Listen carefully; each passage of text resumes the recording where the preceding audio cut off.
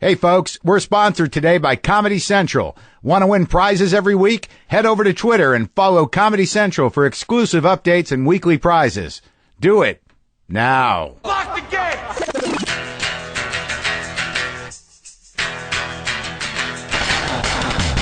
Are we doing this? Really? Wait for it. Are we doing this? Wait for it. Ow! What the fuck? WTF. And it's also, what the fuck? What's wrong with me? It's time for WTF. What the fuck? With Marc Maron. Okay, let's do this. How are you, what the fuckers? What the fuck buddies? What the fucking ears? What the fuckinders? Is that how you say it? Michiganders? What the fuckanders? What the fuck nicks? What the fuckaricans? Okay, that's it. That's all. How are you? Marc Maron here. It is Thursday. Today is Molly Shannon Day. Today, Molly Shannon is on the show for the second time. I couldn't be more excited. We had a great conversation. I hope you enjoy it.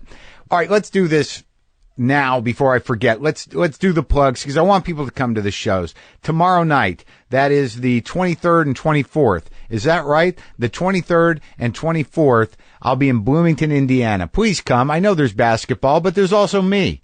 I know basketball is important to people in Indiana, but there's Marc Maron. And I'm saying that with, I'm obviously not serious, but I couldn't possibly be more important than basketball to a lot of people up there. But come out. I know the game's Friday night. You got, first show Friday, and you got the two shows Saturday, and you got a second show Friday for non-basketball people. What else we got coming up? I want to make sure to do this. On the 27th, we have a live WTF with Retta from, Parks and Rec. We got Brent Weinbach. We got Roy Scovel. We got Ron Funches. We got Eddie Pepitone, Jimmy Earl. That's the 27th at the Tiffany Theater. And you can get all these links at WTFpod.com. 29th. This is important. This is going to be a great show at the Ice House in Pasadena, LA people. Me headlining and then Maria Bamford and Eddie Pepitone featuring for me at the Ice House on March 29th. Please come out to that.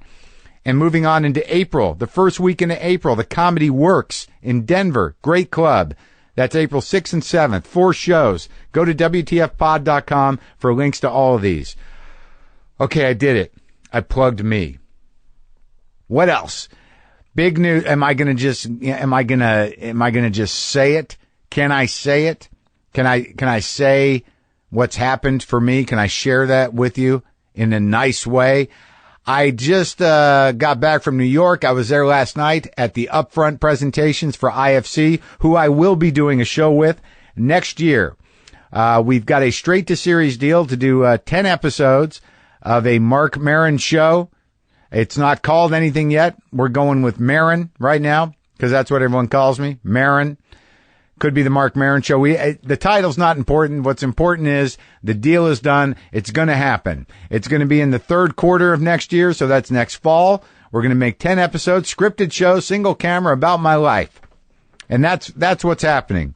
And I'm excited. My excitement is tempered with me.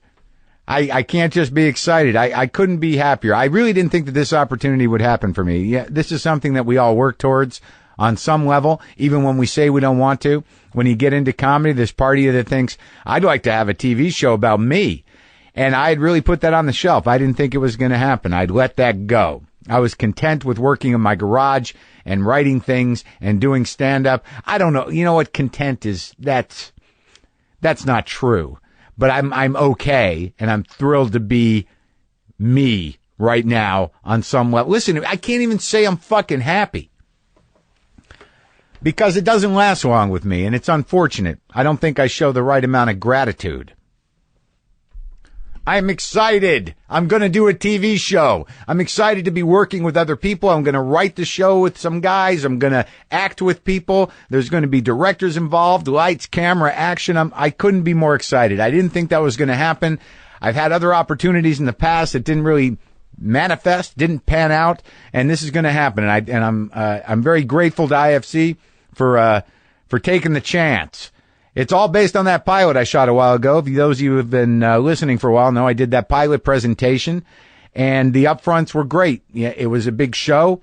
for the IFC people, for the advertisers. Scott Aukerman, he hosted it. His show got picked up. Comedy Bang Bang is going to be on IFC as well.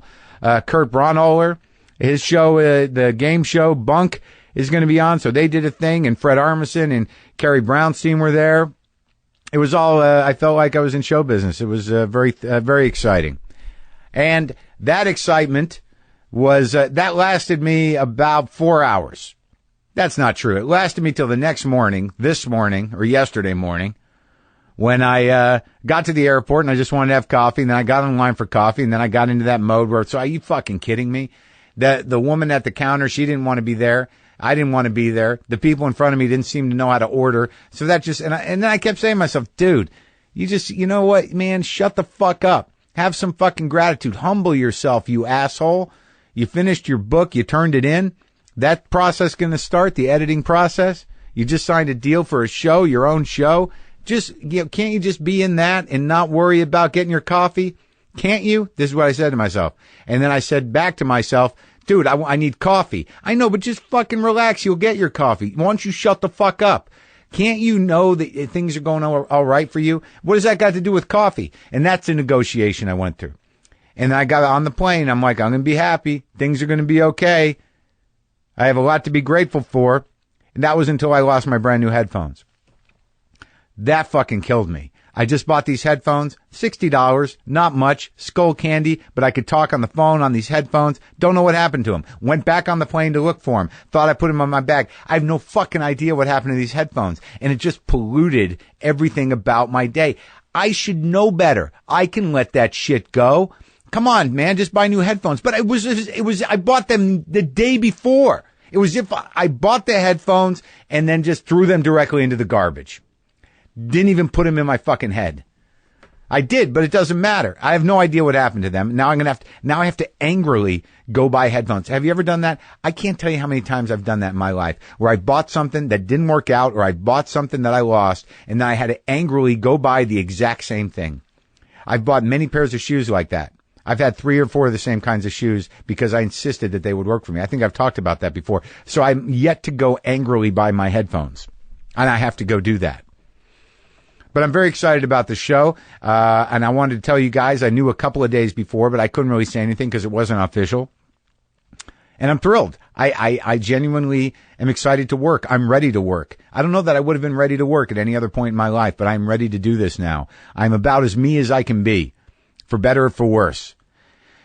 And also I started thinking about, like, man, I've got to just relax. I just got to relax. Things are okay. I got to take a vacation. I got to stop eating so many nicotine lozenges. I mean, enough already, right? I got to go to the gym. I got to take care of myself. I got to be more giving to people. Stop taking. Enough of the taking. Let's start the giving. That's where it's at, right? The giving. Stop thinking about it. It's all this taking. I'm not saying I'm a big taker, but, you know, it's very easy to get hung up in that, and this world we live in, just like, what about it? What about it? Where's mine? How come I didn't get any? Where's mine? I got mine. I got a little taste of mine. I got enough mine to feel like I'm me. So I got to give back a little bit. All right? I'm going to give you Molly Shannon in a little bit. But now I'm going to give you a great deal on dildos. Adam and Eve is our sponsor today, as they do sometimes, adamandeve.com. I can get you 50% almost any item in their catalog. I can get you 3 free DVDs. I can get you a free bonus gift and free shipping. If you go to adamandeve.com and use the WTF offer code at checkout, I will get you this stuff. How do you feel about that? Bulk condoms, butt plugs, both for medicinal uses and fun uses. I heard prostate massage very popular. If your prostate's going a little screwy on you, get something up there. Work it out. Maybe you'll like it. Get a hat that you put over your face. It makes you look scary. And you go into the bedroom and you go, "Arr!" And whoever you're with goes, "Oh!" Get one of those. AdamandEve.com. Again, use the WTF offer code. Get yourself 50% off almost any item. 3 free DVDs, a gift, and free shipping. AdamandEve.com. WTF at checkout. See, I'm giving. I'm giving.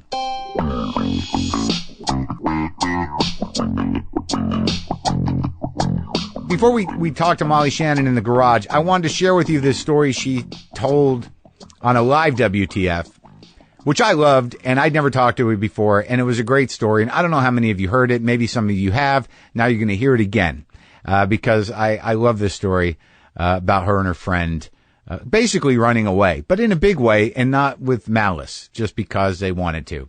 I hopped a plane when I was 12. We told my dad, me and my friend Ann, we're like, we're going to hop a plane to New York. And he was like, he dared us. Yeah. So we How went old to were you? We were like 12. Oh, good. That's good. We went to the airport and we had ballet outfits on and we put our hair in buns and we wanted to look really innocent. And this was, again, when flying was really easy. You didn't need your ticket to get through. Apparently, you didn't need an adult either. And we told my dad, and we were just like, we saw there were 2 flights. We were either going to go to San Francisco or New York, and we thought, oh, let's go to the New York. It's leaving early. So we went. We said to the stewardess, we just want to say goodbye to my sister. Can we go on the plane? And she was like, sure. And then she let us on, and it was a really empty flight because it was out of Cleveland, Ohio. Yeah. And we sat back there, and then all of a sudden you just hear like, the plane takes off. We were like, and we had like little ballet outfits and buns, and I was like, Hail Mary, full of grace, the Lord is with thee, blessed art thou amongst women, and blessed is the fruit of thy womb, Jesus, Holy Mary, Mother of God, pray for sinners now, the hour.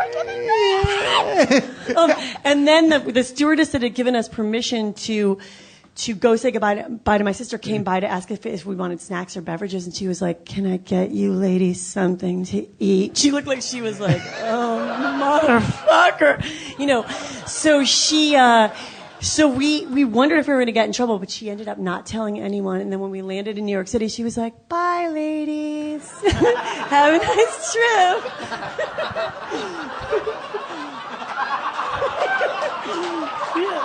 I just like it's such an exciting story, but the irresponsibility of all the adults in this story is somehow undermining my appreciation of it. You were 12-year-old girls in fucking ballet outfits, and everybody's sort of like, have a good time.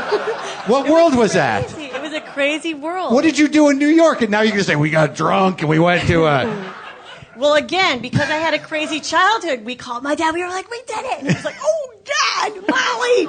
Oh, geez, we'll try to. So basically, he couldn't. Try to what? He didn't know what to do. He said, try to see if you could go find a hotel that you could stay in. Oh, my God. Me and Mary, my sister, will come meet you. We'll drive there. So basically, we were like, all right, we'll try to find a hotel. But he was kind of excited because he liked crazy stuff. But basically, we didn't have that much. We just had our ballet bags and a little bit of cash, so we went to a diner and we dined in Dash and we stole things. We were like little con artists. Wait, did you actually make it to the city? We made it to the city. We How'd just asked people. I was like, how do you get to Rockefeller Center? Because I'd just seen TV. And you're still in your ballet outfit. Ballet outfit, yeah.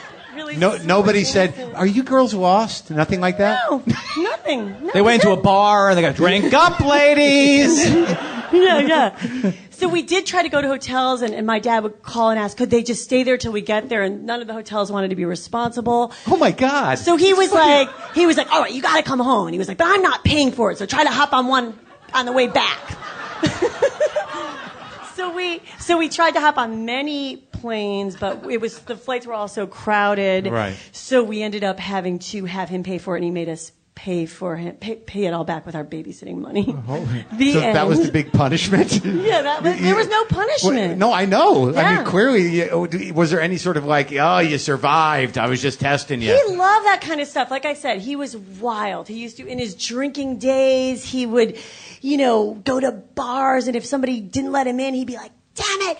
He'd go into the bar and knock all the glasses down. He was like a kind of guy who could maybe get arrested. Like, it was crazy. I love the sort of strange nostalgic excitement you have for this borderline child abuse.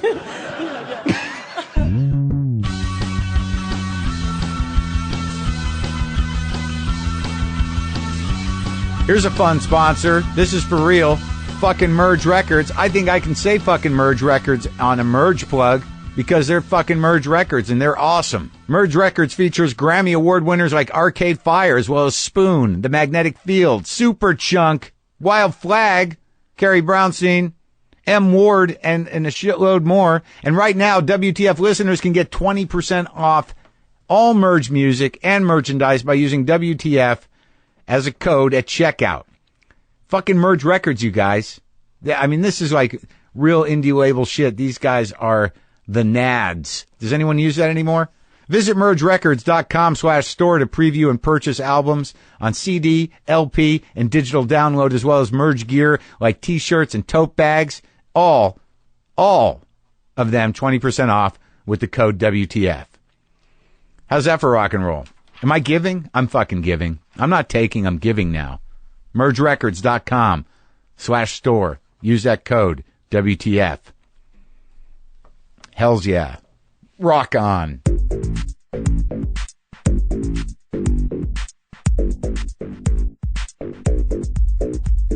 I don't know why I chose to do this kind of like weird rec room jukebox floor. These linoleum tiles, if you'll notice. Did you see them down there? The red and the gray, like it's like a TGIF or something.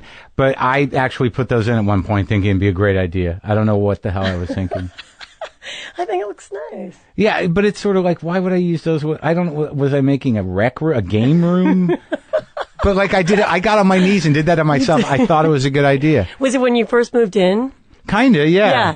Because sometimes when you first move in, you're too ambitious, and you get like, you want right, to, and you make bad choices? Yeah, you like have to kind of take your time and live in it before you do all that stuff. I just don't know when I'm going to stop making mistakes like that, like shirts to wear on Conan. Like I wear things and then I look at, like a year later, I'm like, what the fuck was I doing? Did you just do Conan? I did, and I wore like a lumberjack shirt. But I really like the shirt. Do you ask people for their opinions before? No, I mean, no, I thought it was a good idea. I have 4 shirts, and it was my new shirt. And then I looked at it on TV. I'm like, you can't even see my face. It's such a loud plaid. And I was like, bleh! And I'm like, what? And I just keep doing that. Oh, all right. So now let's discuss this car accident you had. Well, it's not really a car accident. Coming over here. Are we being recorded now? Sure. Okay. Molly Shannon is here, by the way. Hello. Good morning. Let me take a sip of my coffee. You were late and you came in. Well, no, panicked. a few minutes. No, I know. Not bad. No, it wasn't bad at all. Nice. Why? The audible slurp is great. JustCoffee.coop, by the way, is supplying us with our coffee. Delicious. Thank you. So you sideswiped the car. Yeah, it was not, it sounded louder than it was, but yeah, I was a little nervous because I don't know this neighborhood so well. Right. So I just slightly sideswiped a car, but I left a little note. Did you leave a note saying, "Hey, I'm Molly Shannon from..." Did you No, I autograph didn't. it? I initialed. Oh. I said, look, I'm so sorry I sideswiped your car. I said, please call me. I'm so happy to repair for any of the damages. Oh. Yeah. Don't you always leave? You got to leave a note. Yeah, no, you do. I don't know when the last time I did that was. The other night that we had an incident where people get very, like my girlfriend opened the car door into a car next to her in a parking lot, and they just happened to be in the car.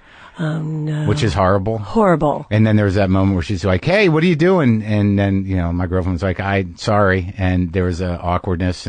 But what, the cars are built to take that shit. Did you leave was it Marc? Did you really screw up the car? It really wasn't bad. There was no body damage. It looked like a little bit of chip paint. I think it was more that I hit the mirror sticking out, so it makes a loud thump, so it sounds worse. But you know what? It needs a little bit of a little chips of paint. Right. I think that's a good opportunity for you to carry headshots in your car. And to write the note on that. Sorry, I hit your car. Thanks for everything. Okay, Marc, I'll do that next time. Would that be horrible? Yeah. I think that'd be hilarious if you got that out of a car, like this weird apology and an autograph. That's funny. How many kids do you have? 2. I have a boy who's 6.5, Nolan, and my daughter, Stella. Our daughter, Stella, is 8. And I think it seems to me that you'd be like the greatest mom in the world. Do you feel that way about yourself? Thanks so much. I really do. I love being a mom. I always wanted to be a mom, and I really feel so fulfilled. I'm so happy. I feel like I worked really hard in my 20s and 30s and struggling to make it and doing Saturday Night Live, and I really killed myself with work. It was just work. Yeah. And now I really feel like I've created a family, and I feel like I'm living my dream. This is all I've ever wanted. Well, you know what? My mom died when I was little, when I was 4. Oh, really? So for me, getting to be a mom and do all the things that she was never there for, it's very rewarding to me. It makes me feel so happy. Almost like you get to have that experience on the other side of it. You get to provide that experience even though you were denied it. Exactly. There's something about it that just feels so good. Just the simplest little things, just being there for them or dropping them off at school or, just little things make me feel really, really happy. So you lost your mom when you were that young? I did, yes. And because I always wonder about that, because I know somebody who lost their mom when they were very young. Was there, do you think that drove you somehow in terms of wanting to get love from other people, or Oh feelings, my God, yes. like feelings of abandonment, or maybe? Oh, huge. Really? I think that I think that there's that hole inside of you, and you feel like, it gave me a certain drive in show business to make it. Yeah. And I was able to kind of take rejection easily because I felt like, God, what I'd gone through when I was little, this is nothing compared to what I went through. When I was 4.5 to the loss. Yeah. So you're kind of like, I remember doing my shows. I did these comedy shows in Santa Monica, and I was performing, but it always felt like somebody was missing. I had an anxious feeling but somebody's missing, it still wasn't good enough, but it would drive me and drive me and drive me. And then even when I got Saturday Night Live, I remember even at the peak of SNL, when there were, when I didn't have to invite people down to the theater and people would come up to me, I felt like I got really depressed because I felt like, oh no, this doesn't fix it. All these people can come up to you and be like, oh my God, I love that. But the one person you want is not, but it actually was so I thought it was kind of freeing in a way because I felt like this doesn't fix it. So don't fool yourself. Right. But it felt like a relief in a way that then you could just kind of enjoy being creative and do what you do and do what you love to do, but know that that's not gonna fix anything. You know what I mean? Right. There's at some point, as a grown up, you've got to actively acknowledge the grief and realize that that's not something that's going to be filled up. No. It's just a loss, and you integrate it. Exactly. Yeah. Yeah. So when you started out, because I didn't know the whole trajectory, which is a word I use frequently, and I've been made fun of because of it, but I just want to put that out there. I like that word. I do too. Yeah. But you didn't start in New York. I was born and raised in Cleveland, Ohio, and I did my throat's a little hoarse. I did, Should I go get you water? Maybe do you have tea? You want tea? Coffee? Sure, I'll just have the waitress get it. Wait. 5 I'm minutes just worried I'm a little hoarse. Yeah? Well, you know what? I'll just have the coffee. Don't worry. I can get you a water. Okay. You want me to do that? Sounds good. But okay, Cleveland, Ohio. Now, before we go any further, I was just in Cleveland. You were? Yeah. Do you still have family there? I do have cousins and some aunts. So that city's taken quite a hit, and it's kind of an interesting place. There's a couple of good restaurants in that 4th Street area. I can't believe you were there. I haven't been there in a while, though. Since my dad died, I don't go as much. When did he pass away? 2002. Oh. Yeah. And I guess you grew up with him mostly. I did, yeah. He raised me from the time I was 4.5. Yeah, Catholic, me and my right? sister. Catholic, I know. yeah. I knew you've been on a live show, and I'm kind of obsessed with Catholic. Are you? A little. Wow. What are you doing with your kids now? What are you laying on them in the God department? Anything yet? Well, I stopped going to church when I was in college, and I'm spiritual. College? Yeah, Oh my college. God, you waited that long? I waited that long. Yeah, I was really a good little Catholic girl. But was hell real to you? I don't know if I asked you that before. No, I know. No, I didn't really believe that. I thought, this is kind of silly that I have to go to confess my sins to these men. But, I did pray a lot and, let me see. But then in college, I was like, I don't want to do this anymore. I don't want to go to church. So I think, with our kids, we kind of, no, they're not going to be brought up Catholic. Are you waiting it out until they ask questions about God? Because I don't remember anyone telling me, anyone actually giving me any sense of belief or that it was important. I don't remember anyone saying there's a God, not from a parental level, but, because of that, I don't really care one way or the other. But I just wonder when a parent does that conversation. I know, you really should start when they're young because they do kind of ask about that. But, they do? But I think it's okay for them to hear two different sides. I believe that mommy believes this and daddy believes this, and kind of let them formulate their own. Sure, confused children are always good. It's good to have them being questioning things and not have a real sense of what's going to happen. No, I would just say we don't. Do you have different beliefs from your husband in general? Yes, I think I believe in God and he doesn't, but I think he believes in something higher than himself. Okay. I think, but I don't think he would call it God. Right. Yeah. Okay, so you're Catholic and you had a lot of cousins and big family or what? No, it was really just my dad, my sister, and I, just the three of us. But there wasn't some weird kind of extended Catholic, a bunch of people, no? Not at all. Okay. No, All right. just the three of us. Okay. Yeah. And now, in terms of that, So I know you pitched a show to HBO about the nun thing. Is that happening? Yeah, no, they passed on that. No. I know, but I'm going to do another show for HBO. What? My friend Mike White created the show Enlightened, Mike so White. I'm going to do that show. Next season. The Dern show? Yeah. Oh. Yeah. I'm so excited. You always seem to keep working. Oh, that's nice, Mark. Thanks. I mean, you always show up everywhere. You're like, hey, there's Molly Shannon in my house. That was today. Oh yeah. Yeah. Hey, she's here. Thanks. Well, I feel really grateful. I think I worked really hard for that. All right. So how do you get from Cleveland to SNL? Cleveland to SNL. Let's see. Well, my dad loved theater. He loved movies and he loved theater. He really would have liked to have been an actor himself. Yeah. But he didn't have the confidence. So I think he really wanted me to do that. And so we would watch, he loved Judy Garland and musicals and movies. And, he was a really good dresser. He was kind of preppy and charismatic. He drank. Uh-huh. Yeah. He's an alcoholic. Yeah. But then got sober. Oh, he did? Yeah. For how long was he sober? Well, he was sober till his death. I mean, when did he get sober? When I was like 16 or 15, but he would struggle with it. Uh-huh. Yeah. Uh-huh. So we were really affected by that. But Fun drunk? Fun drunk? Nah.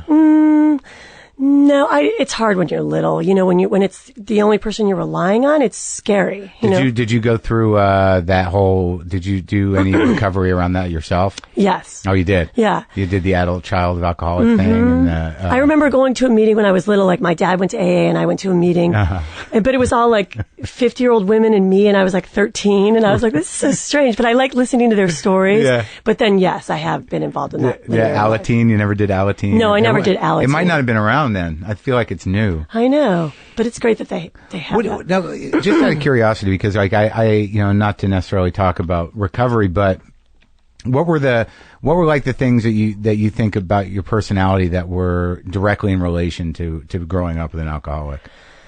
Like how did it affect you directly that you couldn't seem to help, or did you find yourself like a control, or like you needed order? What was it? Weird question? No, that's not a weird question at all. I think I felt like it was hard to enjoy myself. You feel kind of like a little adult. Oh, right. Because like if we would go to parties, I would worry. My sister and I would worry. We would count drinks. We would go take sips of his drink, you know. Yeah. And we would. So he wouldn't drink it? You would go take sips of his drink? Well, maybe he would disguise it because he knew we'd be checking on him. Really? So maybe he'd pretend like it's a Coke, and then my sister would go take a sip, or, so it was like very disappointing, Right. So because you didn't want him to cross that line into like, oh no, it's embarrassing. It was just, it was embarrassing, and you feel abandoned. You feel like you're just alone, kind of. Yeah. And then it's scary on the way home. It feels scary, you know? And so. Because he's driving. Yeah. So that felt. Oh, no. Yeah, I don't even know where to begin. So we were. Yeah, so you just felt kind of anxious. Yeah. And I remember I still love coffee to this day, because I remember at parties, there would be drinking, but then I remember I love the smell of coffee. Like when they put on coffee, I was like, coffee! Yeah. Because it meant like, oh good, please drink a cup of coffee. Like, it just made me really happy if I saw him having coffee, because then that would be the end of it, Right, you know? Yeah. So to this day, I love coffee. Oh, that's great. I love the smell of coffee. I like people who offer me coffee. I love everything about it. So like, but in a deeper way, like some way, the smell of coffee triggers the idea that like, well, we might make it home. Yeah. Daddy won't be weird. And I remember, like, I went to but again, I don't want to give the wrong idea, because I know you're a recovering addict. Yeah. People think, as if they're drunk all the time. No, look, he raised 2 kids by himself. My mom died when I was 4.5. So it was hard on him. He was a single dad he's left with a 4-year-old and a 6-year-old. My little sister Katie was also killed, and my mom killed in that car accident. Oh, it was when an he accident. was driving. He was driving? He was driving. Oh my God. Yeah. And we were. Was he drunk then? Well, they were at a party. He claimed he took a nap, or that I don't want to go too into it. It's so dark. But like, I guess, but let me see. Yeah, we were all in the car, and he had taken a nap. You were in the car too. Yeah. We were in the back. It was a station wagon, and, it was late at night, and he was going to drop my cousin off, and, my aunt let our cousin Fran go with us too. And, my dad and I talked about it later. He's like, I think he would have liked my mom to drive, but she was like, no, you can drive. And, I don't know if he nodded off. I don't know what happened. But at that time, they didn't have breakaway, lamp posts or light posts. So he just smashed into it. Nowadays they'll bend or they'll break away so it was just a collision, and my mom was in the front and he was in the front. My sister and I were in the very back of the station wagon. So we were bruised up, but my baby sister Katie and my cousin Fran were in the middle, so they were killed. Oh, so God. Very sad, yeah. Do you have memory of it or no? I do have a memory of it because we were, we went to the hospital, and I remember thinking I think I had a fantasy that they were still alive. I'm like, oh, Katie must be. My sister and I were in beds next to one another in the hospital, and because I was 4 and she was 6, developmentally there's such a big difference between a 6-year-old understanding what's going on and a 4-year-old. I was really out of it, in fantasy, oh, they must be somewhere else up there on a different floor. And my sister kind of knew what had happened and kind of had to answer questions and talk to people because she was the one that was the most with it. And so basically, I remember thinking, oh, I want to go see Katie. I really wanted to see my baby sister because I thought she must be with the other babies. So immediately I was kind of perky, there were a lot of kids with that were on our floor, and I was helping them. They didn't have parents coming to visit them, so I helped those kids. I remember feeling playing with them and helping them, and I think that's instantly where I went to. And then there were all these people bringing us toys and stuff, and I was like, why are all these people bringing us toys? Relatives bringing us toys. Oh. And then I was I said, I really want to go see my mom and my sister, now. Yeah. I think I knew my dad, You're probably in shock.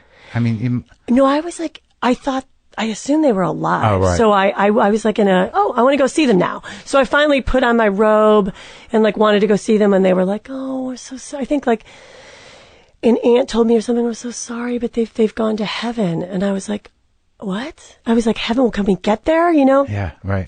Could we fly there or take a hot air balloon? Yeah. Or could we take an airplane, or could we, I just couldn't accept the fact that we couldn't get there, Oh, right. Yeah. So I kind of kept that on for a long time. It's very complicated, but I think there's no way that you can take that in. It would just annihilate you when you're that little. Of course. So you just kind of go into some fantasy waiting. And waiting. Did it hit you gradually, or how does that? I guess on some level, to be that young, it was better to deal with a situation like that because you weren't fully emotionally capable of wrapping your brain around it for a while. I would imagine. Yeah, let me see. I think what it was too, and then in the night I was I want my mommy because I had learned how to not use the bathroom at night, and I remember nobody came, and I was just I just remember feeling so deflated, no, we were in this weird hospital, and it was just scary, and they did tests are the lights on or lights off, and touching us, and it was frightening, Yeah. And then, but I think, but your question is, you don't deal with it, and it comes up later in life. For me, I'm sure everybody has it different, but for my age, I think it didn't come up through then dating and falling in love, and getting close to someone. Did you have came up later? Did you have the envy of people who had moms, that thing, or the anger? I was so close to my dad, so I didn't really feel that way. But I remember, if a teacher put her arm on me, I was oh my God, I felt wow, that feels so good. It made me feel really shy. Yeah. And I think for teachers, in 3rd grade, I didn't want to get too close, so I would act really bad just so that I could be in control. Right. I didn't want them to be disappointed in me. Yeah. I was I could act bad so that way I'm in charge. And that's Does that make sense? Because I think when you're that little, you feel you must have done something wrong to make them leave. Right. You're too self-centered, so you think you must have done something wrong, But that's interesting because that disposition is really the beginning of a performer's disposition. Exactly. Exactly. Make them come back. Yeah. And so when you ask that about performing, I'm it was the drive to entertain and, make her come back, It's amazing how easily it seemed when you were just doing yourself as a 4-year-old that emotionally it's pretty easy to access. Yeah. It's sad though. When I really think about it, I'm it is so sad, But the thing about it is that it gives you I think when you go through that when you're so young, I have a different take on everything. Like, I feel like so lucky, you know, like I feel like I don't take things for granted at all, you know, because I feel like, oh my God, I pulled myself up out of the wreckage and I created a life for myself, and now I'm a mom and I have children, and I got help for myself so that I could, you know, start my own family. And it's a miracle, you know, Yeah, like definitely. My sister and I talk about it. We feel really lucky that we, you know, because it might not have gone that way, you know? Yeah. And you're close with your sister. Yeah. Oh, that's great. Yeah. So when did this, did you start to realize that he wanted you to be a performer? Because let me see. We would do St. Patrick's Day shows, Yeah. and he was like, "Get in the front row, Molly. That's my Molly." You know, we'd sing like Galla, spells Gallagher. We do Irish songs. Yeah, yeah.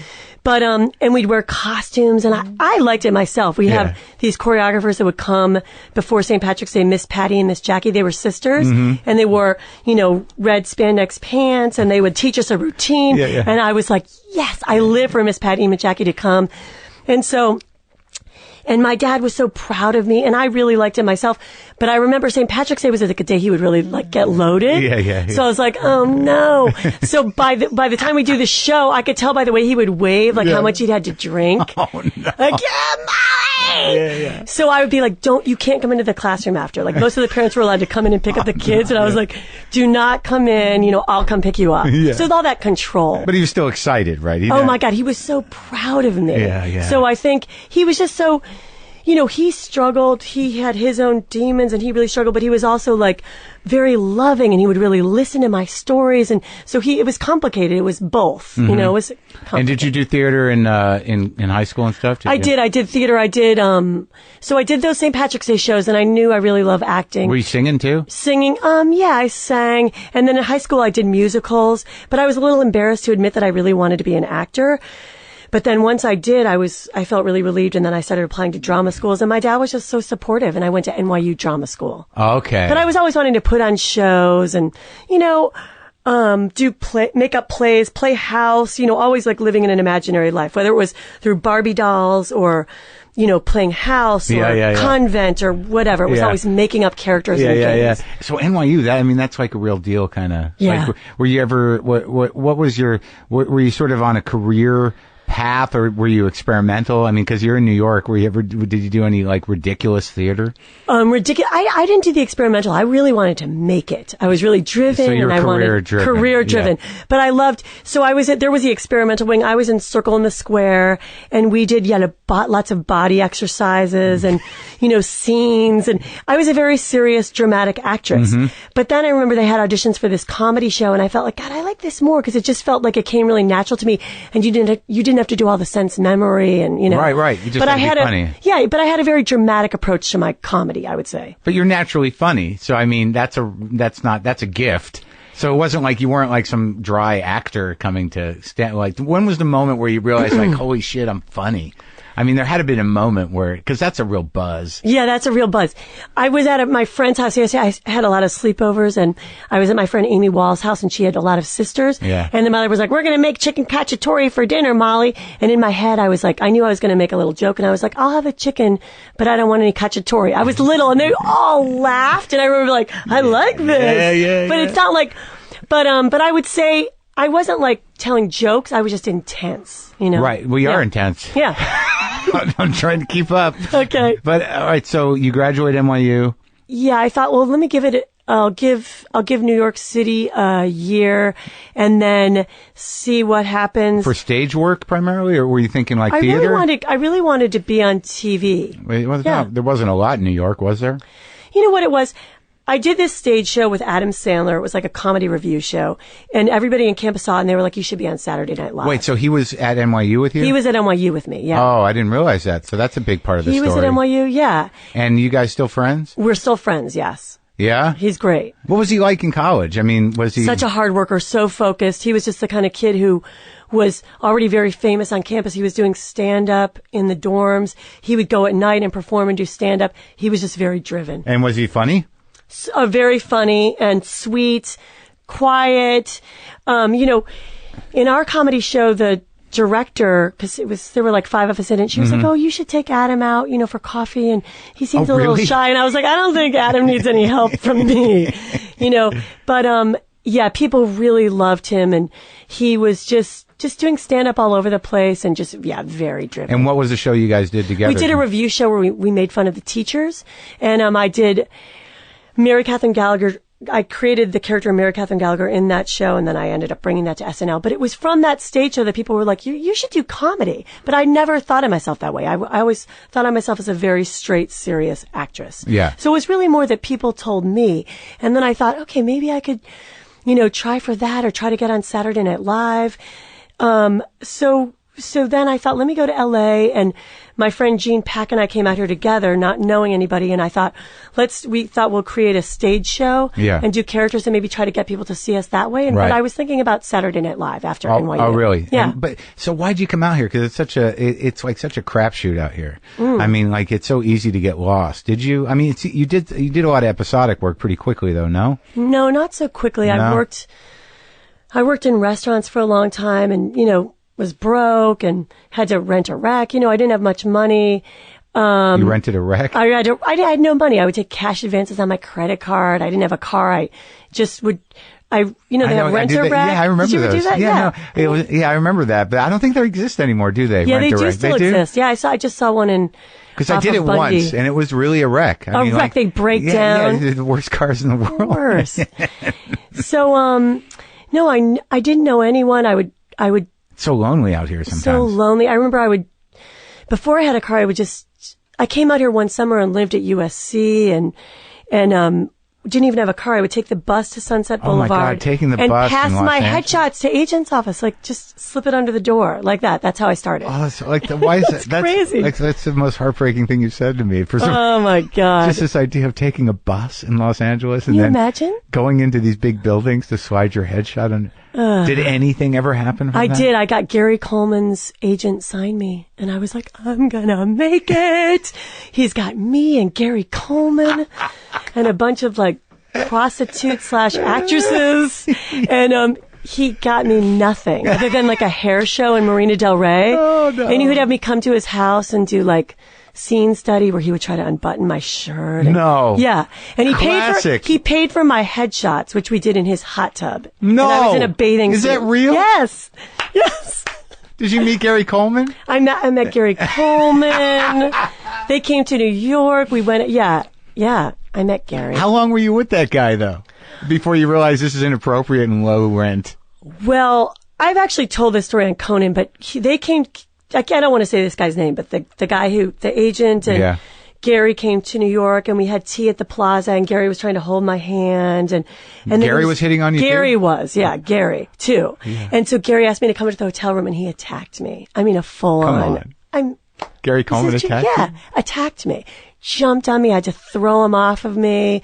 Jumped on me again, bounced on the bed, and wrapped himself around me. I had to like fling him off of me. I mean, it was like an attack. Yeah. My hair, and then I had to lock myself in the bathroom, and he was like, I see you. Oh, no. It was awful. Oh, God. But anyhow, But you, like, it's, there's such a comedic element to it, it's hard to sort of press charges or anything else. I mean, for that story. It was the craziest. Yeah, my friends were like, what?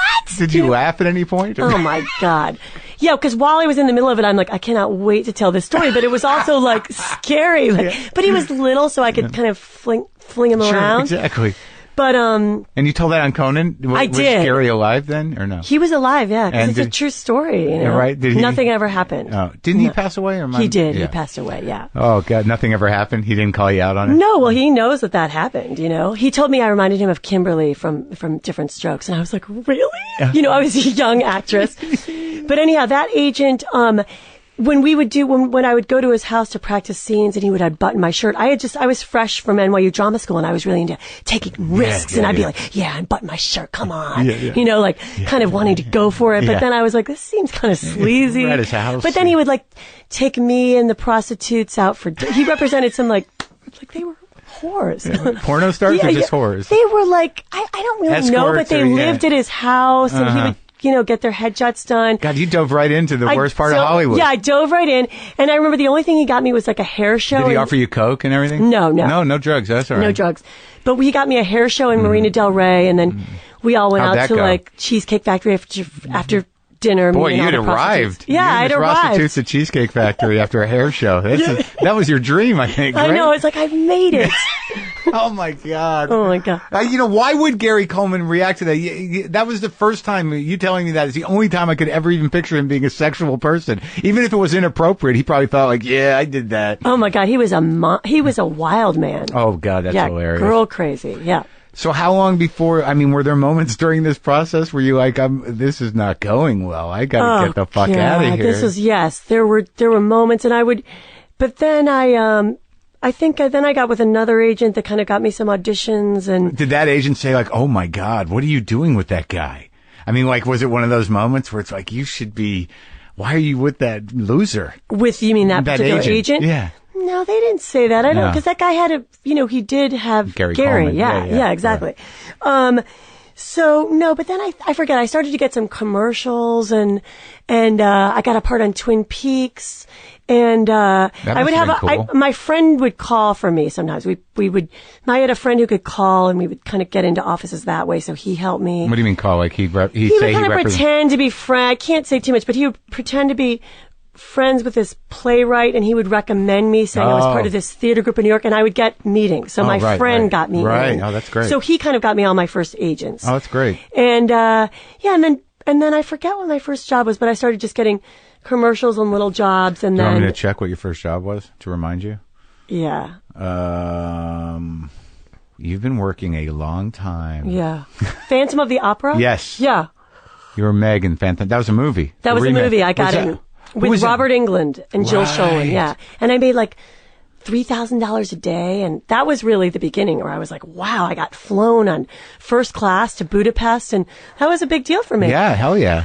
And then slowly I started getting other little things like that where I could eventually quit my waitressing job. But I really struggled for a long time and could not get a break. Well, I've never done this before, but tell me about General Hospital, Surrogate Mother number 2. Surrogate Mother. That was, again, a great thing. It was a funny part on General Hospital.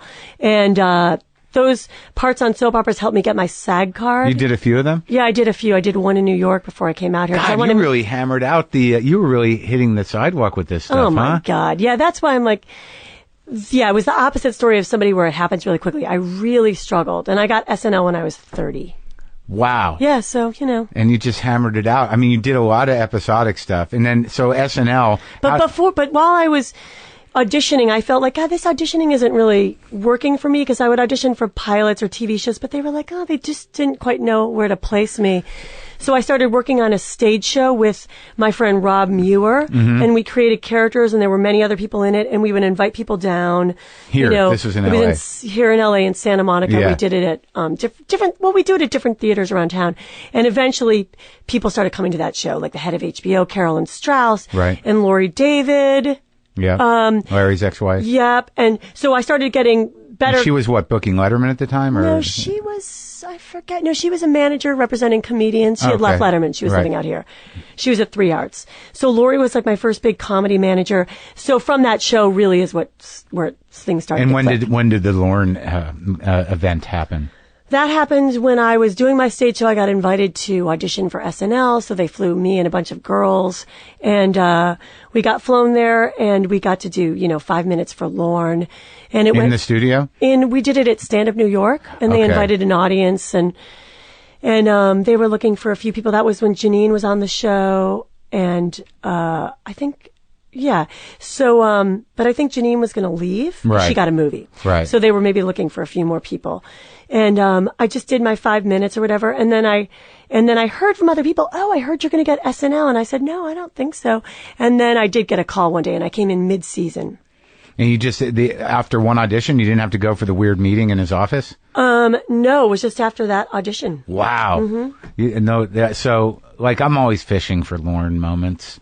Do you think he's different with the women on the show than he is with the men? In what way? What do you mean? And just in the relationship, expectations, or anything. Because I've never really, I've talked to Amy Poehler about it, and no one's had anything but good things to say about Lorne, quite honestly. Yeah. And, he's really comfortable with women. Yeah. I think that men have more of a father thing for him sometimes. Right. like a critical, Right, like, dominant I gotta- father, whereas girls don't have that as much. He's very comfortable with women. He loves funny women. He's very insightful and deep and analytical. He could size anybody up very quickly. Yeah. He's really fun to have dinner with. He's serious and a deep thinker, and he's like the kind of person who, like, I would say to people who were going to meet him, I'm like, don't try to be funny, just, let him talk. And because if you're like, hey, he wouldn't like that necessarily. Yeah. It's like such a big deal for comedians to have that moment where they're, meeting with him, and it's such a big show that's been around for so long. Well, that was the other thing is that with him is that his dad died when he was young. Oh, really? He lost his father. Yeah. Yeah, that has a tremendous impact on people, obviously. But like I've noticed that with either with fathers who are absent or gone, the kind of drive that comes from that and the need to prove yourself is pretty profound. It is. Like I'm fascinated with with what he knows and what he's been through and what he's created and where he comes from. Like I'd love to interview him. But now when you did SNL, was Sandler there yet? Yes, he was there when I started. And I started with a whole different group, like Sandler, Spade, Farley, and then that whole group kind of left, and then the whole new group came in. So I did half a season with the old group, and then some people stayed. David Spade, Norm Macdonald. I think Norm was there when I first started. Norman talked a little bit about the difference between the stand-ups and the actual actors and sketch performers, that he felt that there were certain things he could never do just because he was a stand-up, and that, he envied, in a way, the people that could do characters. Yeah. Did you feel that tension, or was there that there were some people were stand-up performers and then others were character performers? We had so many real character performers during my time, but I heard Norm's interview. It was great, by the way. It was kind of wild, right? Yeah, it was so cool. Sweet. It was so sweet. It was one of those things where I'm like, I don't even know if I can talk to him. Is it going to be okay? And then he just was so self-aware and self-effacing. Yeah, he's a great guy. So no, I didn't. I felt like this. I didn't even. That didn't even cross your mind. No. What was your crew? The first crew? Who was it? Do you remember? Will Ferrell. So you were there with Will for a while. Yeah, I was there for Will for like 6 years. Right. Yeah. Was that fun? So fun. I mean, the greatest. Yeah. The best. We used to do a thing where we wrote a sketch once about these people who'd lost 100 pounds and they were really proud of their weight loss. And the sketch, we were out there and the sketch was just tanking. Like nobody's laughing. Yeah. You could hear crickets. But Will and I would do a thing where if the more it tanked, the harder we would commit. Yeah. We would just like pour our heart and body into it. And then because then we would enjoy it. But it kind of felt like it's all the same. Like whether you're like sucking or hitting, you really have to treat it, respect both. Yeah. Because it's, you don't want to just get so addicted to like getting to that. So it was really cathartic to kind of do that. To bomb enthusiastically? Yes, exactly. To really commit to bombing and embrace it and drag yourself on the ground. You know what I mean? Yeah. I don't know. There's a beauty in it. Was that just something you two did? Will and I did that. Yes, just Will and I. You knew you were doing it? Had you talked about it? We would look at one. We talk about it. He's talked about it. We would look in one another's eyes, and it would just felt like I felt so close to him, and it felt like just those are some of those sketches stick in my head more than anything. The ones that were difficult or bombed? That were just terrible. But we were like, oh, what are we doing? And these, yeah. Did he, like someone had said that he would go out of his way to try to get people to laugh. I think it was Fallon told me that he would try to get people to break. Did he do that to you? Oh yeah, he just got to the point where I couldn't be in a scene with him because I would just start laughing. That's what we would all do. We would just make one another laugh and try to, so many stuff that I remember. Right before I left the show, I did a character who was a bad stand-up comic. Yeah. And I really just did that character to make Jimmy Fallon laugh, Will Ferrell laugh, like I did it for my peers. Yeah. And I didn't care if the audience didn't get it because it was a weird character. Yeah. It was kind of like, by the end, it was like my reaction. It was this character called Jeannie Darcy. She was like a stand-up comedian who had like Asperger's spectrum. Right. Where she had no sense of like people or emotion, but she really stuck with her comedy and working on jokes and material. But the audience didn't really get it at first, but I would just perform for them. They would stand and watch it, and I was only performing for them. It's so funny because that's not an unusual type of person that does stand up. Is that right? No, I've grown to believe that there's probably like at least 50% of the comics that are working are somewhere on that spectrum. That's interesting, really. Well, because it takes very self-involved, it takes a very real focus. And there's definitely, I've known comics in my life that clearly are overcoming tremendous social adversity. Yeah. Being up there and doing it, that they're real. Like, I know there's definitely a couple of That's interesting, because I know a lot of comedy writers like that, but I haven't met as many performers. Oh, right. Well, they might end up writers. Yeah, exactly. That's interesting. So, well, this character's supposed to be on the, like, if it was a spectrum, she's on this like severe end, like high levels of. Well, a lot of those people work because if they're okay with people laughing at them, it's a tremendous relief for audiences to laugh at people that embrace their own sort of difficulty. Yeah. Like that. Like, I guess it's okay to laugh, maybe not for the right reason, but. Right. So when you see the crew now, like there's this huge resurgence around the women on SNL because of Kristen and everything. Is it exciting? I mean, do you feel like you were part of developing that place in comedy in a way? Well, there were so many wonderful women before me, but I felt like, I started with Sherry and Anna. The three of us kind of came on together, and I remember like there hadn't been. I felt like there had been kind of a lull there for a while, so I felt like we really came in and started getting girl pieces on and characters. So it felt great. That's those three, that like so different, but so funny.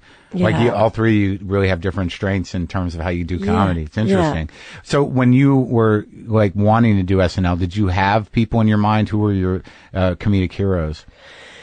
I was more into like Jack Nicholson or Diane Keaton. I liked more actors who could do comedy, or just more serious actors. Really?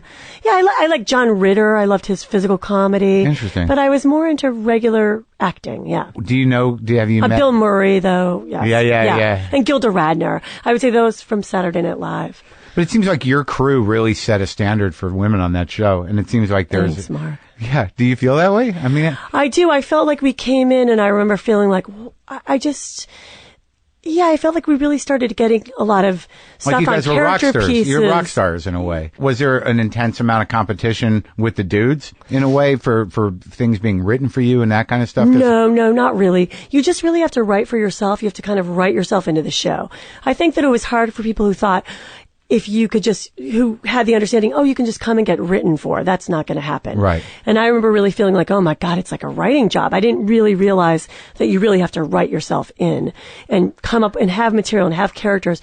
So when I first started, I felt like, oh my God, maybe I'm in over my head. And, all these groundlings people had been working and writing, but I had characters from my show. I just had to kind of figure out how to get them on air. Did you align yourself with a writer over there? I did. I remember there was this guy, Steve Corin, and, I remember feeling like, oh my God, there's all these writers and I have characters, but I don't know how to do this. And I felt frustrated. Mm-hmm. And I would go home and cry when I first started. And I felt like, these groundlings people are typing and laughing. And I felt really like I am in over my head. The typing and laughing, that'll get you every time. Yeah. Exactly. So basically I remember, I had my characters from my show, and I remember there was this writer, Steve Corin, and I showed him, I go, I have this character I do in my show, and I showed him a picture, and he was like, well, tell me what you do in your show, and I go, well, I come on, and I go like this, then I do this, then I do this, and we just typed up the first sketch together. And that was and he buoyed it with a few more jokes. And which character was that? Mary Catherine Gallagher. And that's the first one I got on, and that was the first one where people were like, oh my God,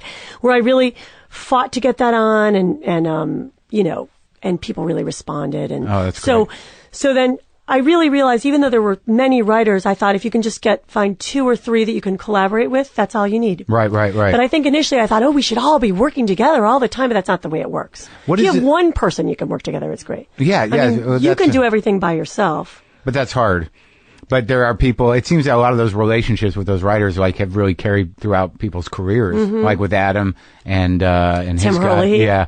And McKay and Will. McKay and Will. Tim Hurley, he went to NYU also with us at the same time, but he was in law school, and he would write Adam jokes, and then Adam got him hired on SNL. But Tim was a lawyer. That's wild. Now you've had a lot of seasons of sitcoms that didn't go the full run.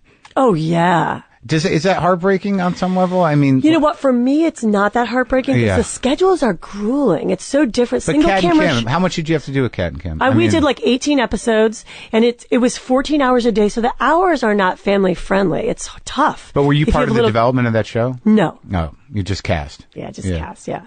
And that's the same with the other ones too? Just cast. I did Cracking Up with Mike White. I was just cast into that. That was so fun. We did like 13, but I think only 2 or 3 aired. I did a pilot that never aired.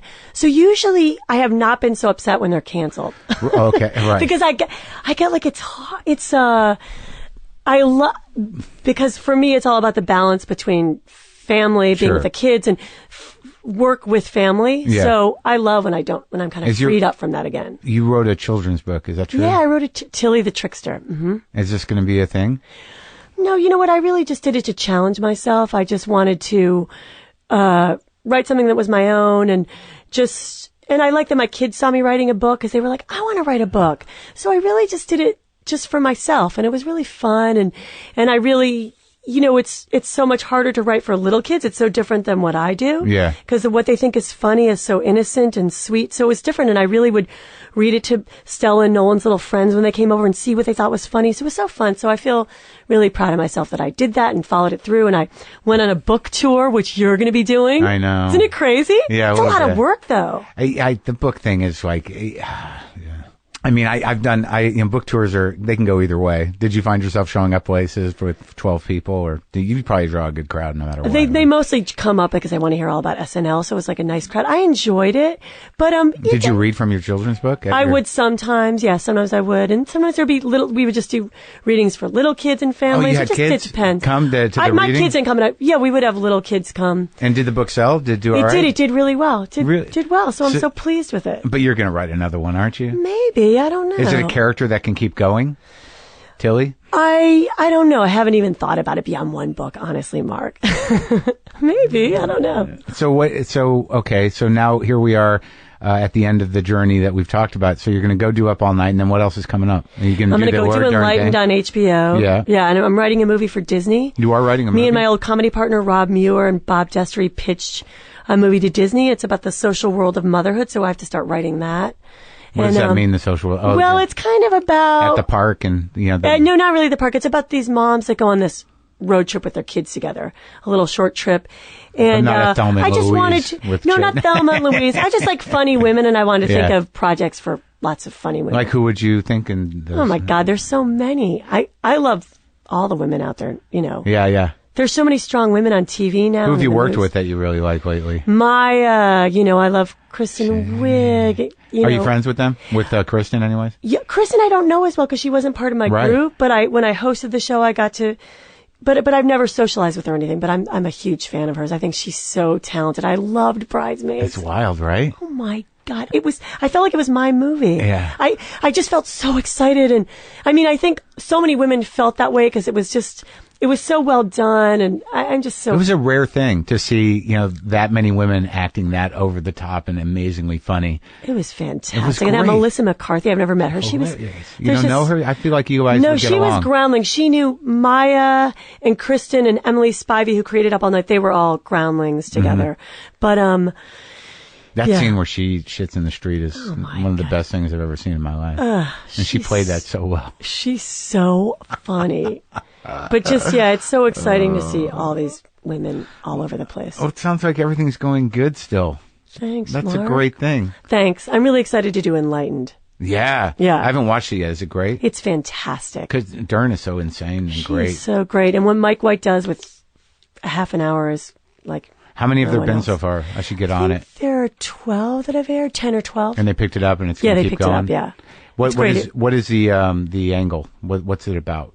Enlightened. It's about a woman who has a breakdown. She works at this big company and she has a breakdown. She goes to rehab and has, a spiritual experience and then has to come back to her life to kind of figure out how to live with having this experience and having change and kind of confronting her mother and going back to work with the changes that she's made internally. Oh, that's amazing. Yeah. So in terms of like, I bet you would like it. Yeah, I'm sure I would. Yeah. Like literally though, I don't know why. I end up watching, just by default, the cooking channel all the time. You do? The Food Network. Yeah, Restaurant Impossible and Chopped and Iron Chef. That's what I do. Oh my God, I love it. It's Are you a ridiculous. cook? I can. Yeah. I don't know if it's some manifestation of an eating disorder or just that I kind of wanted to be a chef of some kind at some other point in my life. And I like watching food being made. And also I grew up with a mother who was, like kind of anorexic. So there was not a lot of cooking in the house. So there's something interesting. warm and comforting about just looking at food. Well, you look fantastic. Well, that's all I was looking for. So that must have been so it really affected you, huh? Because you don't hear Horrendous. many. So you still struggle with the eating stuff? Dude, I mean, Dude, I'm it's sorry. It's the bane of my existence. I mean, like, if I were to think of any, that is my interesting? core problem. Is that right, Mom? Outside, the drugs or whatever and the alcohol at different points in my life, but the thing that is the deepest is this idea that if I'm fat, I will not be loved. And then, it's a real slippery slope in terms of, kind of that, body dysmorphia. Where like thinking, am I fat? Or, and that my default is like, if I'm feeling shitty, it's like, it's cause I'm fat. It's all my mother and I act like I like her now. So it's good. Wow. So was she just like very self-centered, or do She's you mind me asking? I like no. hearing about your parents. I just was down there. She just is, she's a woman that has, been a functional eating disorder person my entire life. Like her life is built around, exercise and what she's going to put into her body to never, get over 116 pounds. God. So she's just still in it and still living that way, huh? Oh, yeah. Man. So it's interesting because I would think like a daughter would be so affected by that, but her son, you were really affected by seeing her like that all the time, huh? Well, it wasn't seeing her. It was literally the fact that, she had a deep fear of fat for herself. She had a deep, almost like, I don't know what you would call it, but like seeing, people who were heavy, made her feel, uneasy. And like the fact that I was kind of a chunky kid, because she was fat when she was a kid. So that was what created this monster inside of her. But seeing me a little chunky, just the idea that I would go through whatever she went through was like, oh no, it's happening to him. So it was really kind of that. It was all about that. Man. And like last night, I plowed through a pint of ice cream and I'm barely keeping it together today. Oh, really? Well, no, Did you I'm wake up feeling like, ugh? oh, I'm an asshole. What the fuck is wrong with me? And, So that goes on. I'm a little better with it. Just be gentle on yourself. I hear that's the way to, It's like, really, like, who cares? You know what I mean? So you did that, just. It felt great. I would do it now. Who cares? So, dude, I'm trying to frame just it be that way. gentle on yourself. Yeah. Because then I feel like when you're hard on yourself, then it's, just, you look fantastic, Okay. and All right. you're doing so great. I don't want to Come fuck it up. on. Yeah. I'm on your show. Enjoying I'm it. so excited to be here, but I like hearing you talk about that stuff. It's interesting because you don't. Yeah, my fear of talking about it is that, like, does it ever stop? Like you go through these cycles of like, I think I had a breakthrough, and then a month later I'm like, oh, I didn't. I'm back where I was. Like, there are these cycles that you start to notice in your life when you have a certain way of thinking and I hate acknowledging that. I hate knowing that, like, it's never over. Like, what is it going to take for it to be really over and not just, you're just on the upswing of a cycle and then all of a sudden you're back where you were mentally and emotionally. Well, do you restrict yourself? Do you deprive yourself? Like, do you try to have certain things you can eat or can't eat and then feel like, I'm cheating? I go on diets. You do? Kinda. Huh. I have. I was just on that slow carbs thing, for 3 months. And I'd gotten a little heavy, so I took off like 12 pounds and then sort of leveled off. But then you get into that sort of like, but life is life. And there was only a few pleasures. And sitting at home and eating ice cream is one of them. Yeah, that's okay. I should be able to do that. But then it's sort of like, what's wrong with it for breakfast? And then you're into something else. Well, it's like, it sounds like you get mad that you're depriving yourself, so then you act out. Sure. Right? Yeah. I don't know. Yeah. Maybe just, go easy on yourself, and I don't know. I don't think there's any. Did you ever did you ever work with Diane Keaton or Jack Nicholson? No, but I just read her book. I loved it. Did you ever meet her? No, I've never met her. How about Jack Nicholson? Jack Nicholson came to SNL when I was there, but I didn't meet him. He was just hanging out with Lauren. I would have loved to, but it was just, I would love to meet him. There's still people at your level where you don't feel like you can, say, hey, what's going on? I would have liked to. I forget. I just think it was like one of those like big shows. It was like a Christmas show or something. There were just people around him, but but we met so many great people. So it was. Who'd you, like, if you had I guess sort of a hackneyed question, but who would you really want to work with that you haven't, that you like, what would be a dream to? I have to say, just from reading Diane Keaton's book, I loved it. Yeah. It was, she just was really honest and funny and sweet, and I loved it. I feel like she's the one that would come to mind right now. Oh, that'd be amazing, huh? Yeah. But I feel so lucky to have worked with all these girls that I've worked with. Like Yeah. Anna and Amy Poehler and Kristen so and Maya. And there's just so many wonderful, strong women, and I feel so glad to have been a part of that. And, Well, I'm glad you came by. Thank you, Mark. Do you need anything? Do you grind your own coffee at home? I do. I did this morning, actually. You grind it? Yeah. I'm going to give you some. You are? Thank I'll you. give you some WTF coffee. Okay, and I'm going to good. give you one of those fancy mugs, too. Thank you, Mark. It's really fun to be here. Okay, I'll talk to you soon. Right? Yeah, I like that. it's going to happen. Yeah, okay, so let's just do that. Cue music.